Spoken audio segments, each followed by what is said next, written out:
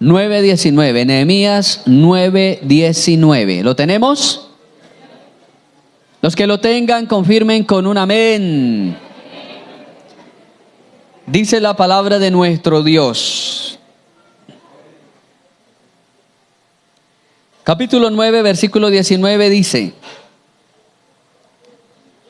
Tú con todo, por tus muchas misericordias no los abandonaste en el desierto. La columna de nube no se apartó de ellos de día para guiarlos por el camino, ni de noche la columna de fuego para alumbrarles el camino por el cual habían de ir. Y enviaste tu buen espíritu para enseñarles, y no retiraste tu maná de su boca, y aguas les diste para su sed. Amén. Vamos a compartir en esta hora de la mañana bajo el tema que tu buen espíritu nos guíe. Que tu buen espíritu nos guíe. ¿Cuántos desean que su buen espíritu nos guíe? No hay nada mejor para la iglesia y de forma individual para cada cristiano ser guiado por el Espíritu Santo de Dios. Para el tiempo actual, para el tiempo de hoy, para la generación moderna, se ha perdido ese concepto, la guianza del Espíritu. Se ha ido perdiendo cada vez más. La humanidad es guiada por diversos sistemas, guiados por sus sentimientos, guiados por sus emociones. Los que no temen a Dios, guiados a través de los sistemas de la brujería, de la hechicería, de la cartomancia, de la nigromancia, lectura de tarot, lectura de horóscopos. Cada vez más la gente va perdiendo el sano concepto de ser dirigidos por el Espíritu de Dios. Y qué importante es que su buen Espíritu nos guíe a nosotros. Porque si el Espíritu de Dios nos guía a nosotros, nosotros podremos llegar a puerto seguro. Si el Espíritu de Dios nos guía a nosotros, podremos llegar a la meta. Esa meta que Pablo nos habló. Pablo, cuando ya estaba a punto de morir, dijo unas palabras muy emotivas para la iglesia, y es: he acabado la carrera, he peleado la buena batalla, he acabado la carrera. Por lo demás me está guardada la corona de vida que Dios ha prometido no solamente a mí, sino a todos los que aman su venida. Ser guiados por el Espíritu de Dios implica gozo al servir a Dios. Pablo estaba a punto de morir, pero no estaba afligido, no estaba con una derrota interna. Pablo estaba a punto de morir, sabía que ya la sentencia estaba decretada, día, hora, lugar y manera como iba a morir. Pablo lo sabía ya, él sabía todo, ya tenía la sentencia sobre él. Pablo le escribe esa carta a un pastor que se llama Timoteo, y algunos historiadores dicen que esa carta fue escrita entre 15 a 8 días antes de morir. Ya él sabía, porque él dice: la hora de mi partida está cercana, procura venir pronto a verme. Y la palabra pronto en el griego es rápido, es lo más rápido, venga pronto. ¿Sabe cómo se pronuncia la palabra pronto? Procura venir pronto. Se pronuncia en el griego taxi. ¿Se acuerda que yo una vez les dije a ustedes que Cristo iba a venir en taxi? Que la mayoría de gente decía que Cristo iba a venir en una nube, pero que yo les decía a ustedes que yo les comprobaba que Cristo iba a venir por su iglesia en taxi. Y claro, la mentalidad de la gente era ver al Señor dentro de un carro amarillo. Un carro amarillo viniendo en picada por su iglesia. Porque la palabra taxi significa pronto. Eso significa la palabra pronto. Cuando una persona, cuando un transeúnte levanta su mano al carro amarillo, O la persona dice, me voy en taxi, está diciendo me voy en el pronto, o sea, en lo más rápido. Eso significa. Y entonces Pablo le dice a Timoteo, procura venir pronto, o sea, procure venir en taxi. No se venga a pie, vengas en taxi, o sea, vengas de pronto.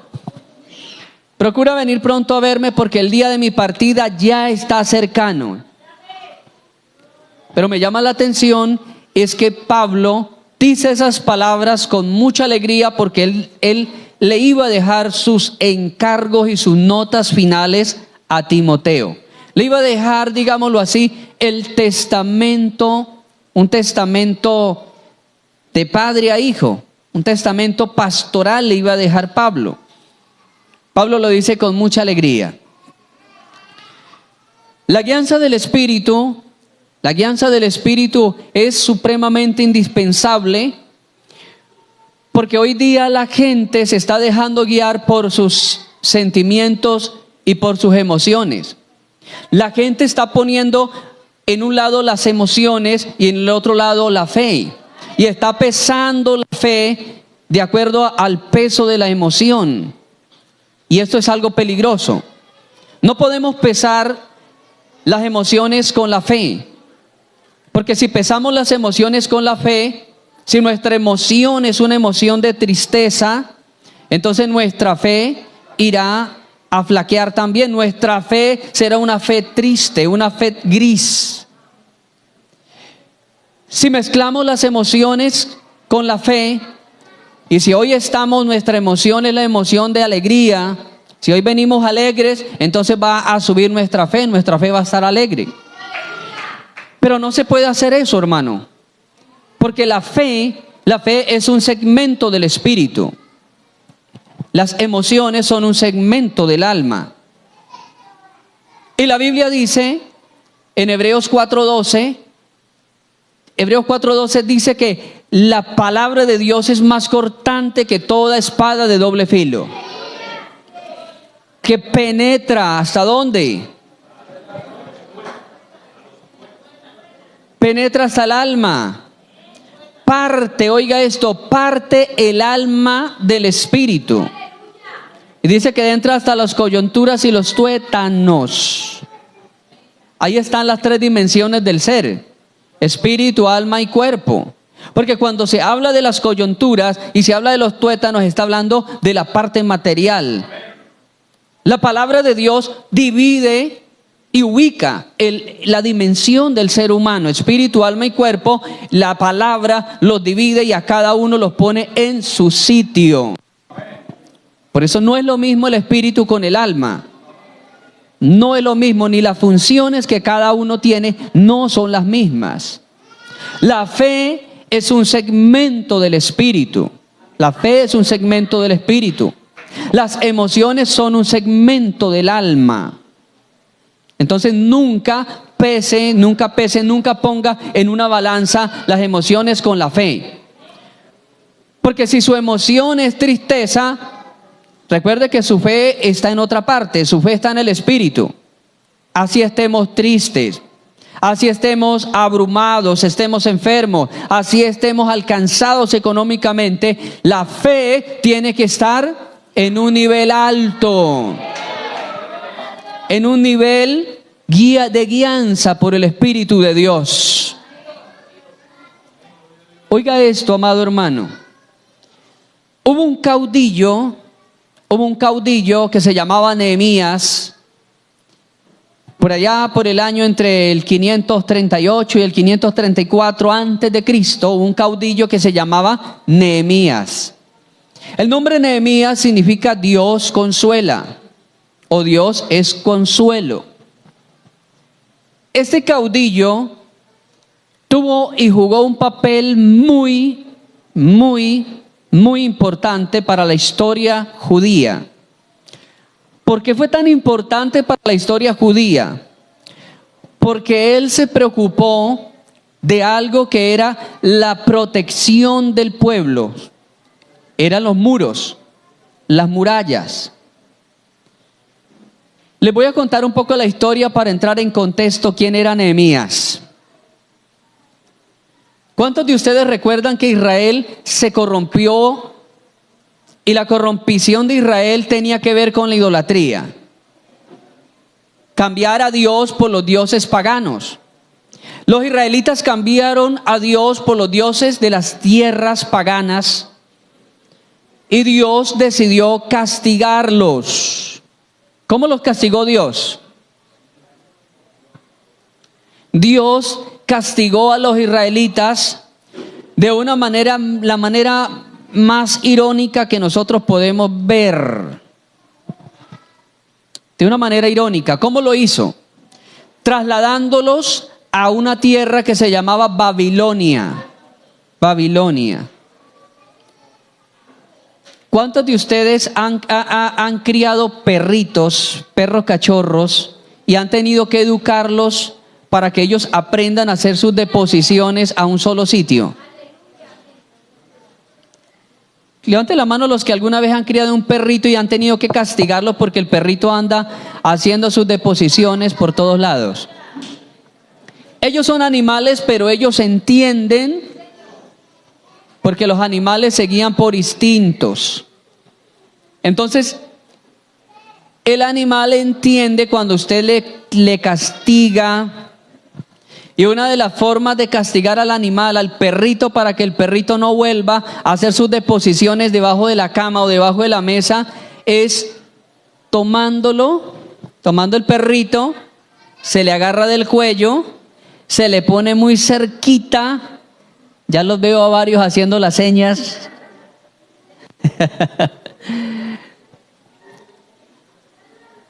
Y se le pone el hocico cerquita de ese excremento, de ese orín, se le pone cerquita y le dice: mira, cochino, sucio, este no es el sitio para que lo vuelvas a hacer.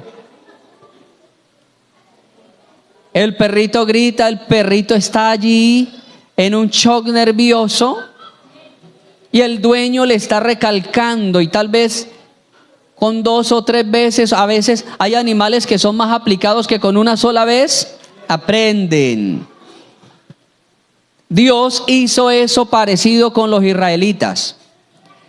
Siempre los israelitas, desde que Dios los introdujo a la tierra prometida, su caída, su declive era la idolatría de esas naciones. Caían en idolatría y Dios los soltaba en manos de los pillos, de los vándalos de las tierras.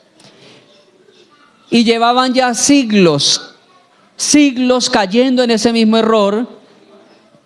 Entonces mire, amado hermano, cómo Dios disciplina a su iglesia, cómo Dios disciplina a sus hijos. Dios observó que la caída de ellos siempre era la idolatría, y entonces Dios dijo: con que les gustan mucho los ídolos, con que les gustan las imágenes, con que les llama la atención los collares con los dijes, con que les llama la atención postrarse a una estatua, pues si tanto les gusta, los voy a mandar donde sí hay de verdad. Porque históricamente, el surgimiento de la idolatría mundial empezó allá en Babilonia. Allá comenzó toda la idolatría mundial. Comenzó con un hombre semigigante llamado Nimrod.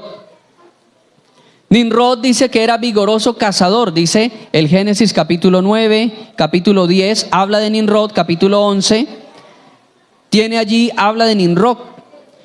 Y dice que era un vigoroso cazador, era un semigigante, era un hombre que los protegía a ellos de las fieras.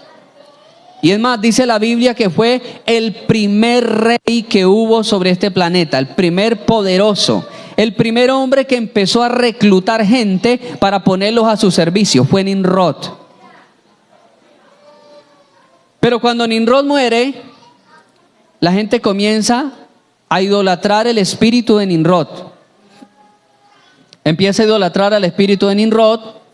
La viuda que quedó, la mujer de Nimrod, se llamaba Semiramis, y de pronto ella apareció en embarazo. Y ella no dijo: es que es de alguno de los de acá, de los que trabajan, sino que Semiramis dijo: es la reencarnación de Nimrod. Nimrod volvió a entrar a mi vientre. A ese niñito le pusieron Tamuz. Le pusieron Tamuz. De ahí, hermano, que en el arte clásico, en las pinturas del arte clásico, del arte antiguo, aparecen algunas figuras de una mujer sentada con dos niños, uno a cada brazo, dos niños.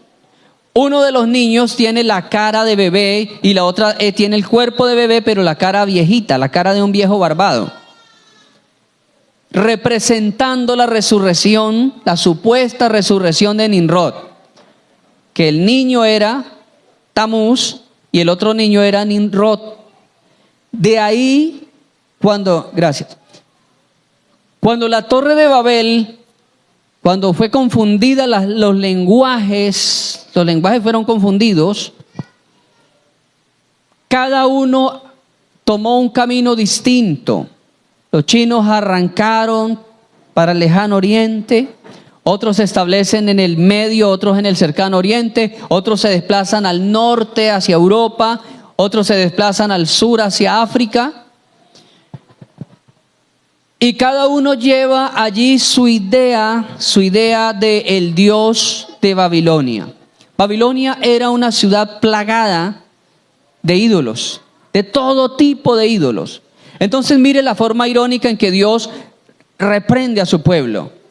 Dios dijo, si ustedes quieren ídolos, los voy a llevar donde sí hay de verdad.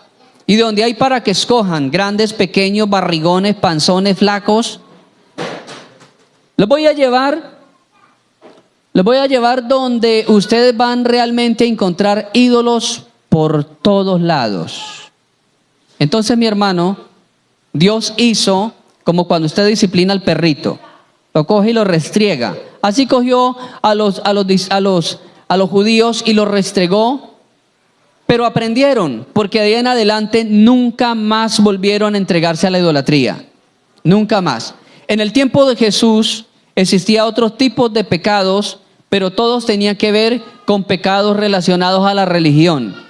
Una falsa religión, una religión llena de idolatría, de hipocresía, una religión elitista que recibía a unos y rechazaba a otros, otro tipo de pecados, pero el pecado de la idolatría nunca más volvió a ser practicada por los judíos. Aprendieron a las malas la lección.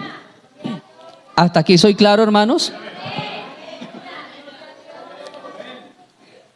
Cuando se acaba el tiempo de la deportación, así se llama ese tiempo, la deportación, fueron 70 años. A los 70 años, Dios permite que llegue un rey, era un rey persa llamado Ciro, y Ciro da un decreto. Y el decreto es que todos los judíos que están dentro del imperio puedan regresar otra vez a la tierra de Israel. Todos. Y sale un grupo de más de 50,000. Sale un grupo de más de 50,000 judíos contentos otra vez a la tierra de Israel. Más de 50,000 judíos. El que iba a cargo de ese grupo se llamaba Zorobabel. Zorobabel iba delante de ese grupo. Ese grupo empezó a trabajar y es ahí donde aparece el profeta Ageo, porque llevaban un tiempo de trabajo y la casa de Dios estaba destruida, totalmente desbaratada. Y entonces Dios le dice a Zorobabel, no es posible que las casas de ustedes estén con cortinas, con muebles, con comedores, con cuadros, con porcelanas finas. La Biblia dice que no es posible que vuestras casas estén abarrotadas de todo tipo de arte, artesonada. Usa la palabra 1960, la Biblia 1960 dice casas artesonadas. Y la palabra artesonada es un lugar de arte. Las casas eran hermosas. Pero la casa de Dios estaba descuidada, la casa de Dios seguía en ruinas. Entonces el profeta habla de parte de Dios y dice, no es posible que vuestras casas estén artesonadas y mi casa esté desierta. Y le dice, Por esa causa os vestís y no calentáis, comed y no quedáis saciados. El que trabaja jornal es como si echara su jornal en saco roto, o sea, se desaparecía la plata y no se sabía qué se hacía. Siembran mucho y recogen poco.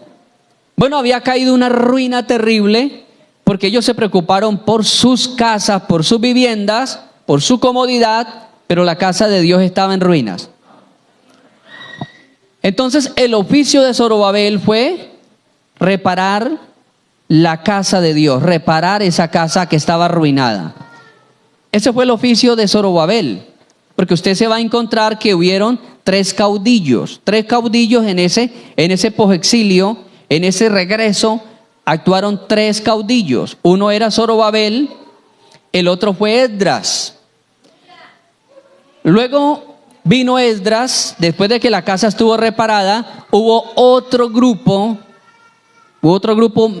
más de 70 años después de Zorobabel, vino otro grupo con Esdras, y el oficio de Esdras fue restablecer el culto. Ya había un templo, pero no había culto, no habían sacerdotes. Los sacerdotes que habían estaban casados con señoras, con mujeres de otros pueblos que no era permitido que Israel tuvieran como esposa.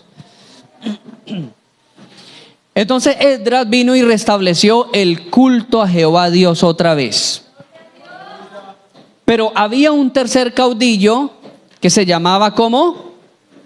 Nehemías, el que hoy estamos hablando, Nehemías.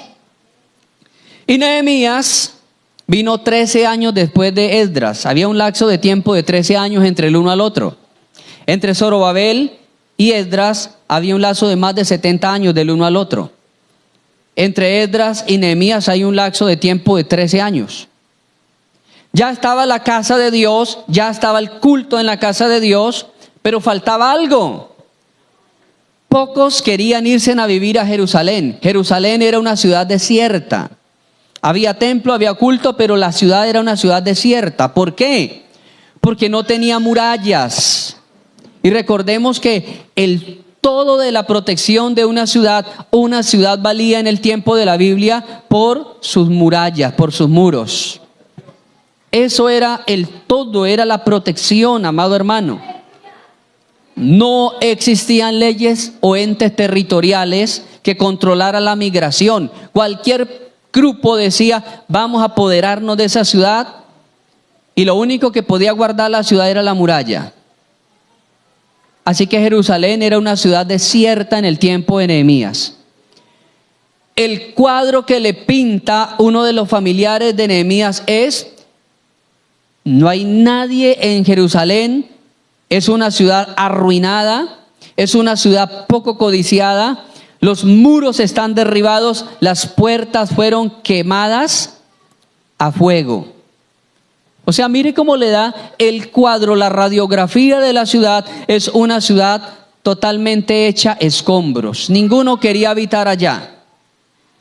Entonces mire que la Biblia dice que Nehemías tomó un impulso, se llenó de nostalgia y a la vez de valor, y Nehemías dijo: yo voy a hablar con el rey y voy a decirle al rey que me dé permiso de ir a reconstruir los muros. Pero fue más atrevido todavía, porque le dijo al rey que permitiera que él fuera allá, pero le dijo: rey, por favor, deme un estatus. O sea, hágame un hombre famoso delante de usted. No me mande como cualquier aparecido. Mándeme como un dignatario suyo. Qué tremenda petición. Cierto, tremenda petición. Le pide ayuda económica, pero aparte de eso le pide una ayuda diplomática. Reconózcame como un diplomático suyo. Pero recuerde que la Biblia dice quién era Nehemías. ¿Qué era Nehemías? En el reino de Susa, era el copero del rey. Era el copero. Y ya hemos hablado qué era el oficio del copero. Ser copero implicaba una dedicación 24/7. 24/7. Porque ser copero del rey era estar a cargo de las bebidas del rey. Él era el que tenía que estar a cargo de la bebida del rey. No solamente probándolo, porque oiga esto, los coperos eran los que probaban el vino antes de que el rey lo bebiera. Por si alguien conspiraba, por si había una conspiración y alguno hubiese depositado alguna sustancia mortífera, entonces el copero era el que moría. Sí, el copero era el que moría. Qué tremendo, ¿cierto? Un experimento bastante tremendo. Era un experimento tremendo. Pero no solamente él tenía que probar el vino, él era el encargado de que las uvas se cultivaran de una forma óptima. Él tenía que estar pendiente de las plagas del cultivo del rey.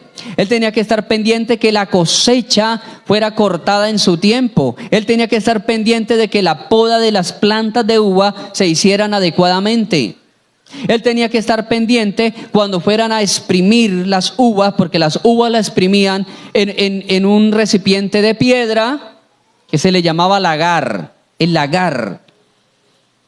Era una tina de piedra amplia donde depositaban todos los racimos. Esa pila de piedra tenía un desnivel y terminando el desnivel tenía un canal por el cual destilaba allí el néctar, el zumo, totalmente el zumo, el néctar de la uva, destilaba ese canal y luego caía allí un recipiente donde se filtraba y luego se ponía, luego se ponía donde se le conocía como el odre.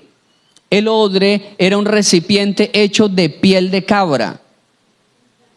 Entonces, hermanos, los coperos tenían que estar pendientes de todo el proceso, porque las uvas se exprimían con los pies.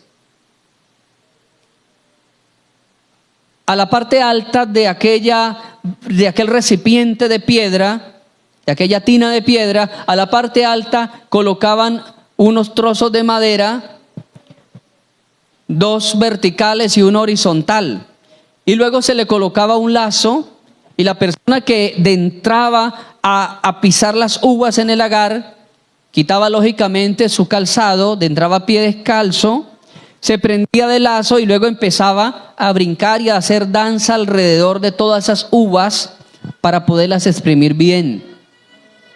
El copero, oiga esto, tenía que revisar la higiene de los pies del que entraba, porque ya se conocían también bacterias que entraban al organismo y causaban también infecciones. Ya se conocían esas infecciones. Mire, Pablo le dice a Timoteo, no tomes agua por causa de tu problema estomacal, procura tomar vino. Como no había sistemas de filtros, de tratamientos de agua como hay hoy día, entonces el vino tiene sus poderes antisépticos porque tiene su composición en el alcohol. ¿Sí soy claro, hermanos? El copero tenía que estar allí pendiente de todo eso. Él tenía que estar pendiente de que el recipiente donde se iba a almacenar fuera un recipiente resistente, un recipiente bueno. Él tenía que estar pendiente que en la bodega donde se almacenaban todos los vinos, él tenía que estar pendiente para colocarle fecha, lote de producción, la fecha. Él ponía la fecha allí y empezaba a clasificar los vinos de mayor a menor tiempo.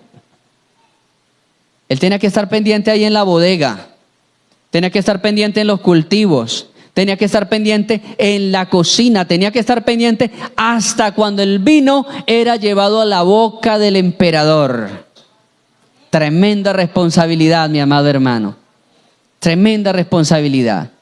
Y si al rey se le antojaba despertarse a la 1 de la mañana y no podía quedarse dormido, entonces mandaba llamar a Nehemías para que Nehemías le llevara una copa ya de ron viejo. del vino que ellos tenían.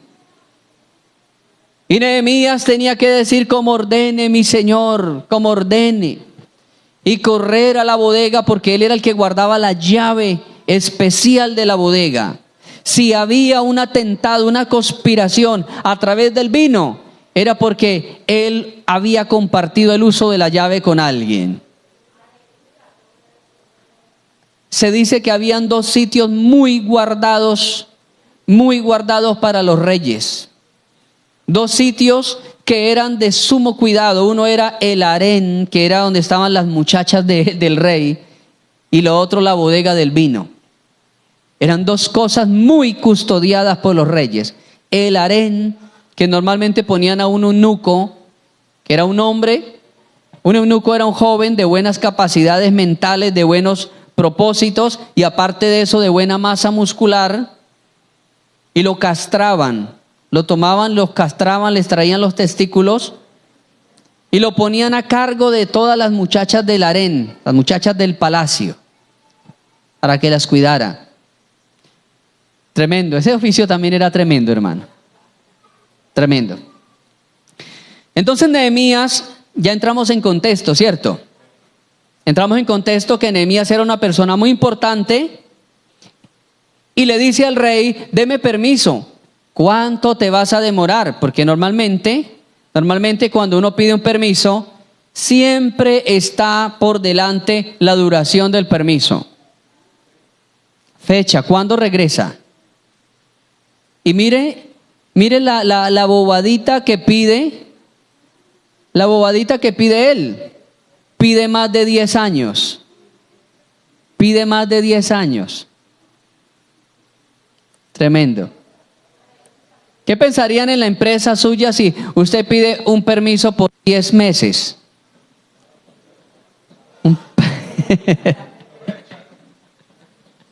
No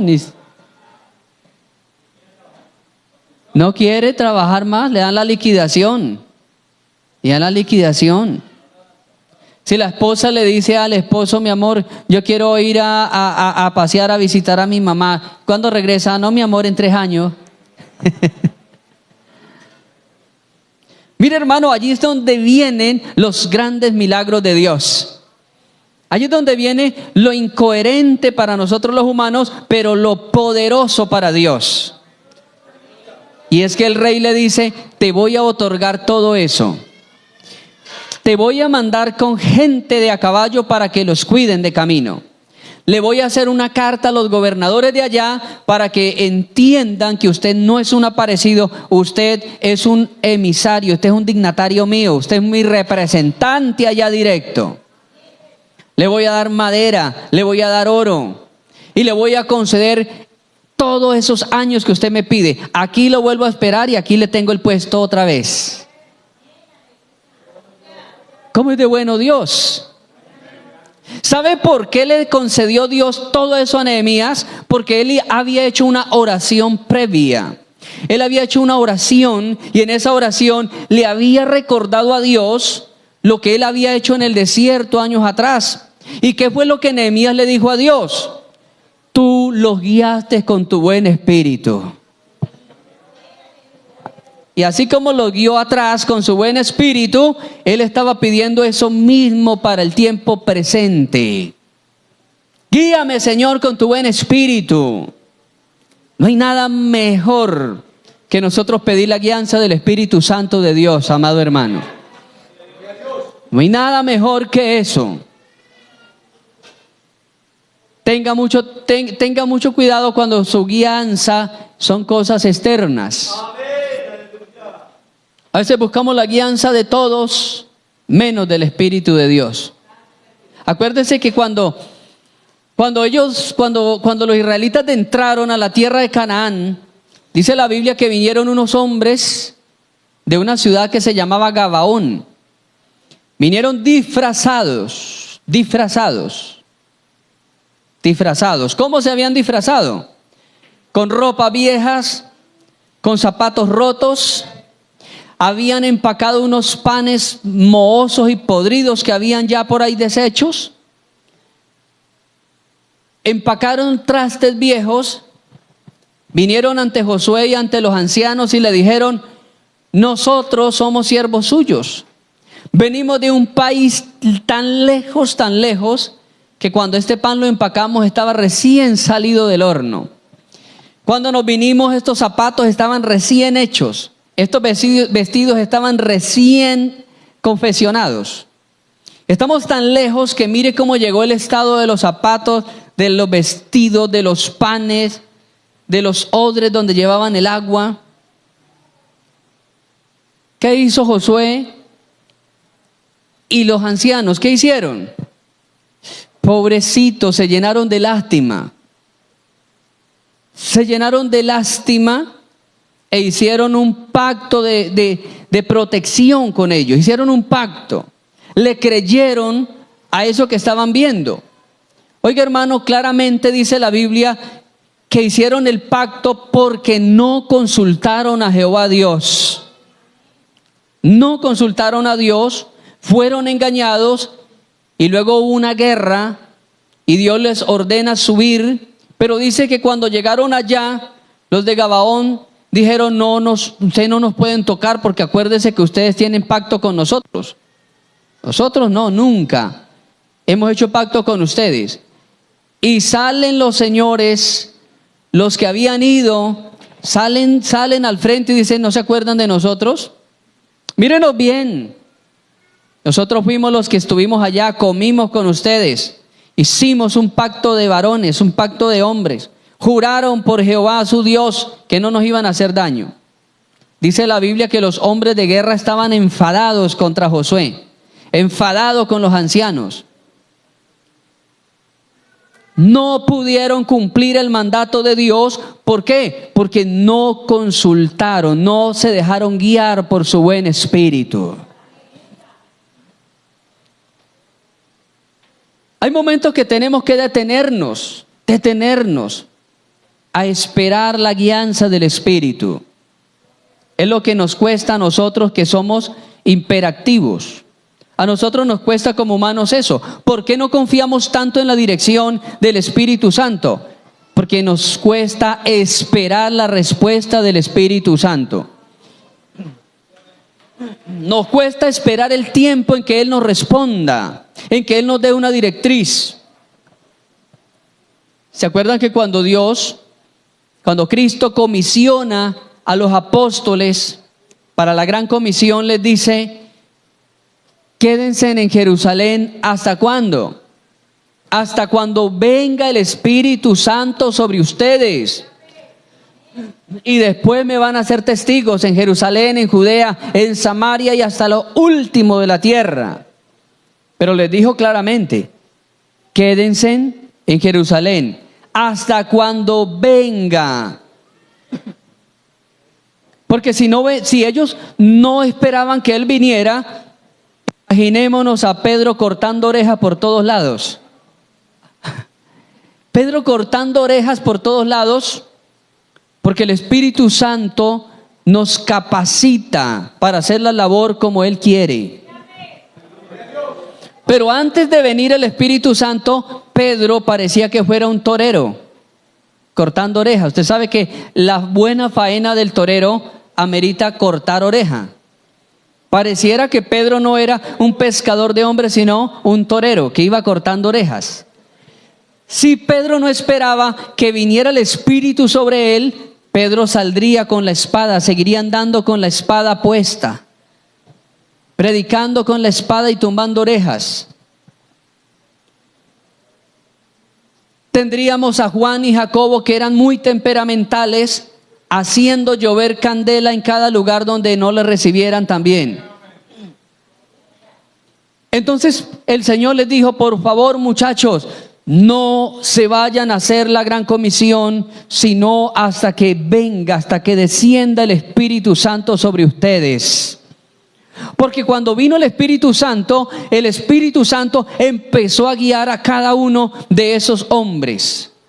A cada uno empezó a guiarlos y a mandarlos de ciudad en ciudad. A Felipe lo transportaba el Espíritu Santo de una forma asombrosa, que estaba en una ciudad, predicaba en una ciudad y desaparecía y apareció por allá en el camino de un dignatario de la reina de Etíope. Empezó el Espíritu a decirles, no hagan esto o hagan aquello. Y por eso usted mira en Hechos de los Apóstoles, que no debería llamarse Hechos de los Apóstoles, sino Hechos del Espíritu Santo. Porque realmente el que obraba en todo era el Espíritu Santo. Y vemos cómo el Espíritu Santo empezó a llevarlos a ciudades diferentes y el Espíritu les hablaba y los dirigía a ellos. ¿Cuál es la causa? ¿Cuál es la causa de que la iglesia hoy día no esté dando en el blanco con la gran comisión? Es que no nos hemos dedicado a pedir la guianza de su buen espíritu. No nos hemos dedicado a decir, Señor, que el próximo evangelismo sea guiado por tu espíritu. Muéstrame, revélame, háblame y que yo el próximo evangelismo llegue donde tú me estés enviando. Pero empezamos a una disipega. Empezamos a decir, bueno, hagámoslo aquí, luego hagámoslo allá, luego hagámoslo acá. Y estamos corriendo. Y el Espíritu Santo parado, viéndonos cómo pasamos como hormigas, unos para un lado y el otro para el otro. Como hormigas estamos corriendo. Como iglesia estamos corriendo como hormigas, mientras que hemos dejado al Espíritu Santo parados. Y Él viéndonos cómo corremos secos, vacíos. Sin una guianza, sin un punto, sin un objetivo. Es maravilloso, hermano, dejarnos guiar por el Espíritu. Cuando el Espíritu Santo guía a un hombre o a una mujer, esa guianza a veces se vuelve incoherente para el que está en la carne. Esa guianza se vuelve incoherente. Porque el Espíritu Santo opera en una dimensión que no es la dimensión de nosotros. Es la dimensión de Él, la dimensión del Espíritu. Y cuando nos guía el Espíritu Santo en esa dimensión de Él, la dimensión del Espíritu, es donde a veces no une las fichas de nosotros humanos con las fichas que el Espíritu Santo tiene. A veces no enchaza. ¿Por qué? Porque no podemos con nuestra mente comprender la mente de Dios. Y hay cosas que a la mente humana son incoherentes. Por ejemplo, la batalla que Dios le permitió ganar a Josué, la primer ciudad que Josué conquistó en la tierra prometida se llamaba Jericó. ¿Recuerdan a Jericó?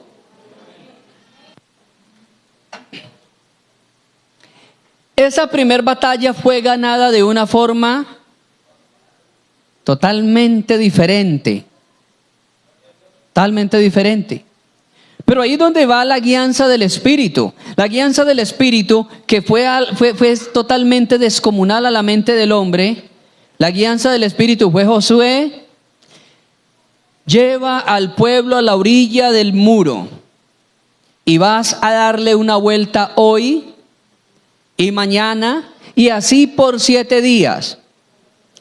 A los 7 días vas a ir con todo el pueblo y le van a dar 7 vueltas. En total, ¿cuántas vueltas le dieron? 14. Hay un cántico infantil que dicen los israelitas, le dieron 7 vueltas, le dieron 7 vueltas.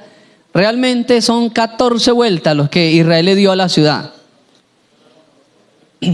Pero mire, hermano, mire lo que es lo irregular de la mente de Dios a la mente nuestra, lo diferente. Denle 7 vueltas, una vuelta cada día, el último día den 7 y después de 7 todos ¡ah! A gritar. Todos ¡ah! A gritar y se derrumbaron los muros. Se derrumbaron los muros. Dios quería darle a entender a los israelitas que esa guerra iba a ser ganada por la guianza de su espíritu. Por la guianza del Espíritu. en los tiempos de Gedeón. Se ganó una victoria, se ganó una batalla. Una batalla, hermano, contra cientos de miles de hombres. Varios reyes se habían unido para aplastar a las tropas de Gedeón. Gedeón tenía una cantidad, creo que tenía 30,000. Pero Dios les dijo, para avergonzar a aquellos reyes que se creen mucha cosa y para demostrarle a ustedes que se creen poca cosa, saque la gente, dígale al ejército que el que tenga miedo se devuelva para la casa. Y dice que salieron y que solamente quedaron 10,000. Pero era una desventaja enorme frente al otro grupo. Y entonces Dios le dijo, Gedeón, todavía son muchos. Llévelos al agua y allí los va a probar. Gedeón le hizo una prueba allí.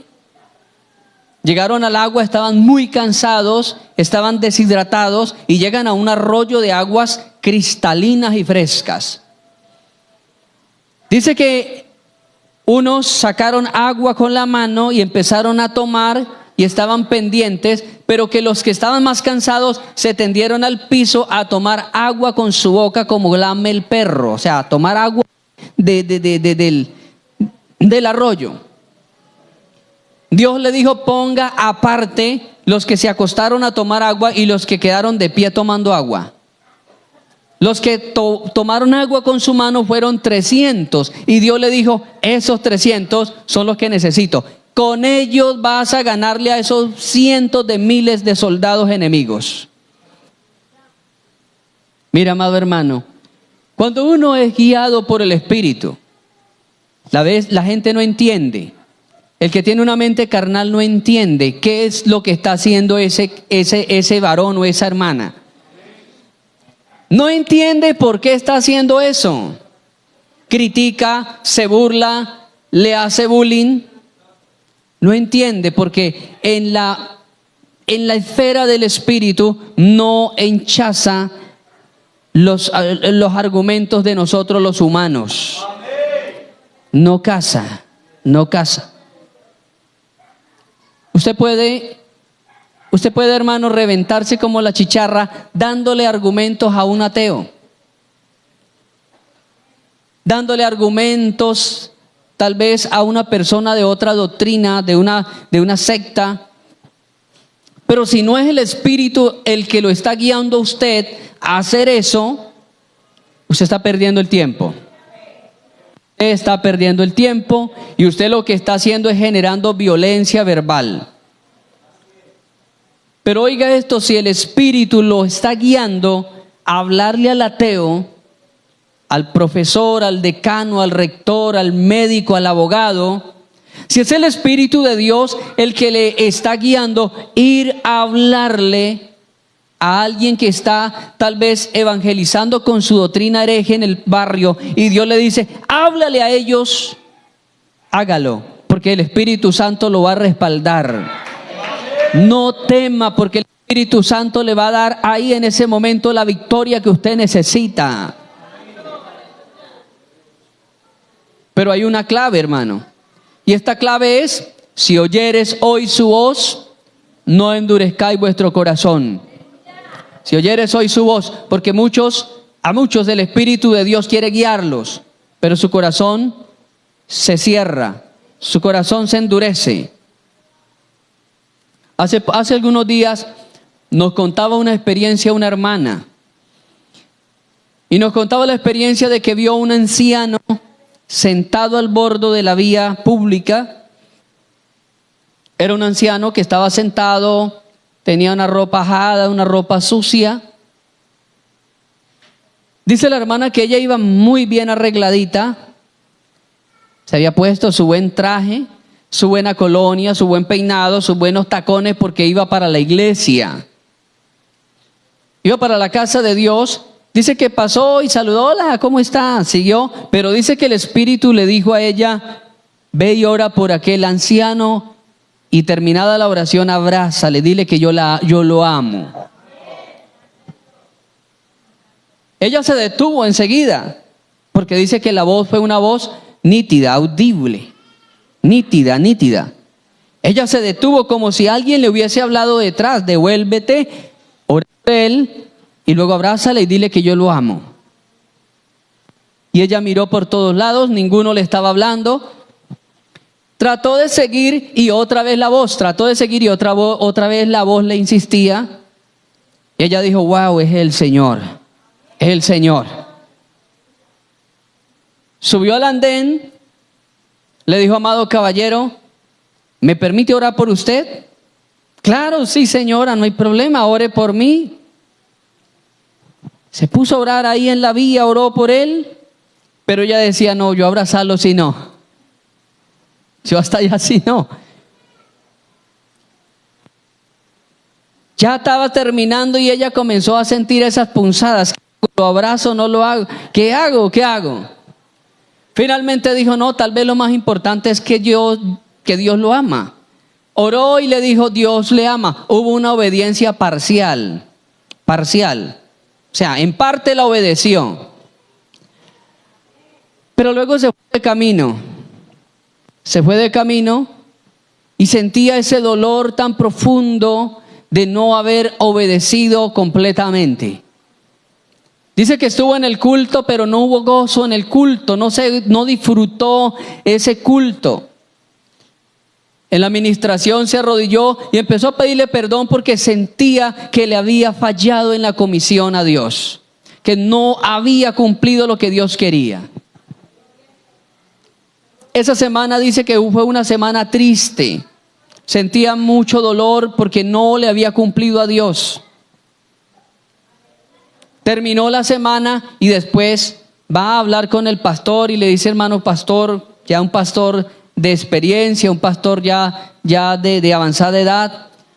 Pastor, mire tú esta experiencia. Sé que Dios me habló 2 veces de forma muy nítida. Fui y oré, pero no lo abracé. Dice que aquel pastor se quedó mirando y le dijo, hermana, no se preocupe, hermana. Es una experiencia para que usted vuelva a ser obediente. Es una experiencia que a todos nos ha pasado en determinado momento de la vida. Todos en determinado momento hemos cerrado el corazón ante la voz del Espíritu. Le dijo, fue una experiencia para que usted no lo vuelva a hacer. Le dijo, pero lo del abrazo, no se preocupe. No se preocupe, que yo estoy convencido que Dios habrá mandado a alguien más obediente que usted y el anciano no se ha quedado sin el abrazo. Y así es, amado hermano, así es. Dios habrá mandado a alguien más obediente. Y Dios en ocasiones manda a alguien más obediente que nosotros. Por eso la Escritura dice que si nosotros no hablamos, las piedras lo harán, las piedras hablarán. El que usted y yo menos pensemos, Dios lo va a hacer. En uno de los países de la Liga Árabe son 24 países de influencia musulmana, odian a muerte el evangelio. Y entonces enviaron un misionero. Y este misionero empieza a hablarle a la gente de algo que ellos desconocían, que era la condenación eterna. Y entonces empezó a hablarle a la gente y a decirle, mira, hay una verdad que es universal y es la verdad de la vida eterna. Pero esa vida eterna tiene otra parte, porque los musulmanes creen en la vida eterna de felicidad, pero no en la vida eterna de condenación. Él dice, ustedes han dejado una parte a un lado y es la vida eterna de condenación. Si te mueres sin arrepentirte, te vas para el infierno de condenación. Y empezó a hablarles a ellos hasta que de pronto aquella noticia de que un nuevo predicador había llegado a la ciudad, las autoridades mandan arrestarlo, lo arrestan, lo amenazan, pero luego el predicador sigue evangelizando con el mismo mensaje. Vuelven a arrestarlo y entonces lo castigan, lo ponen, lo amarran en una plaza pública. Lo amarran, le amarran las manos y le ponen allí también una franja en la boca para que no hable. Un escarnio público para que todo el que lo viera temiera aceptar la doctrina del predicador. Pusieron a un soldado y ese soldado llevaba 8 horas ahí cuidándolo. El soldado le dijo: voy a soltar las manos para que descanses, pero solo las manos. Solo las manos. Te vas a quedar amarrado de pies y tu boca también. No vas a tratar de huir, no vas a tratar de agredirme. Y él le hacía señas que sí, que estaba bien. Y todo el que pasaba preguntaba por qué lo tenían ahí amarrado, por qué lo tenían castigado. Y aquel hombre les comenzó a hacer señas. Y hacía señas. Si tú no te arrepientes, te mueres y te vas para el infierno. Le hacía las señas. Y la gente se le hacía extraño que aquel hombre a todo el que pasara le hiciera eso. Y entonces le preguntaban al soldado: oiga, venga, ¿y ese qué? ¿Por qué está amarrado? ¿Quién es? No, es un predicador de un Dios que se llama Jesús. Un Dios que se llama Jesucristo. ¿Y qué es que no sabe hablar? Sí, pero el castigo fue amarrarle la boca. Y todas esas señas que hace, dice, no, pues él lo que le está diciendo es que si usted no se arrepiente, usted se muere y se va para el infierno. Y toda esa semana, todo el que le preguntaba al soldado, el soldado era el que le transmitía el mensaje. Si nosotros callamos, las piedras hablan. A veces la gente le dice a uno: venga, usted no es que es evangélico, ¿cuándo me va a hablar del evangelio? La gente a veces le pregunta a uno: usted que es evangélico, ¿por qué usted no me ha hablado del evangelio? ¿Por qué no me ha invitado a culto? ¿Cuándo me va a invitar a esa iglesia? A veces pasa eso. Si oyeres hoy su voz, no endurezcáis vuestro corazón.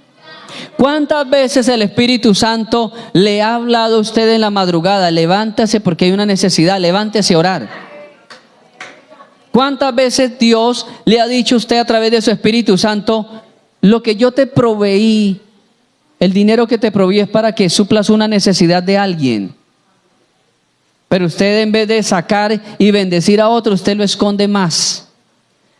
Usted dice: ay no, me acabo de acordar que tengo que comprar tal cosa. Me acabo de acordar, Señor, que es que tengo que hacer otro oficio y comprar algo. Pero a veces endurecemos el corazón ante la voz del Espíritu Santo. Si nosotros aprendemos a recibir la voz del Espíritu Santo y la guianza del Espíritu Santo, podríamos ser como otro Felipe, que estuvimos hoy acá en el Limonar, pero el Señor nos transpone y nos descarga por allá, en otro municipio, en otro barrio. ¿Habrá algo imposible para Dios? No, no hay nada imposible para Dios. Mire, hermano, que la guianza de Dios, del Espíritu de Dios, viene acompañado de muchos beneficios más. Nehemías le dijo al Señor: Nehemías le dijo al Señor: enviaste tu buen espíritu para enseñarles, y no retiraste tu maná de su boca, y agua le diste para su sed. Lo sustentaste 40 años en el desierto. De ninguna cosa tuvieron necesidad, sus vestidos no se envejecieron, ni nunca se hincharon sus pies. Hermano, ser guiados por el Espíritu Santo trae muchos beneficios más, muchas arandelas más. Por algo el Señor dijo: buscad primeramente el reino de Dios y su justicia, y todas las demás cosas vendrán como añadidura. A veces corremos más de esas añadiduras. Corremos y nos esmeramos más, brincamos y saltamos por las añadiduras, pero descuidamos al dueño de esas añadiduras. ¿Cuántos quieren que el paquete venga completo? El reino de Dios más las añadiduras. ¿Cuántos quieren el reino de Dios más las añadiduras? Colóquese de pie en esta mañana.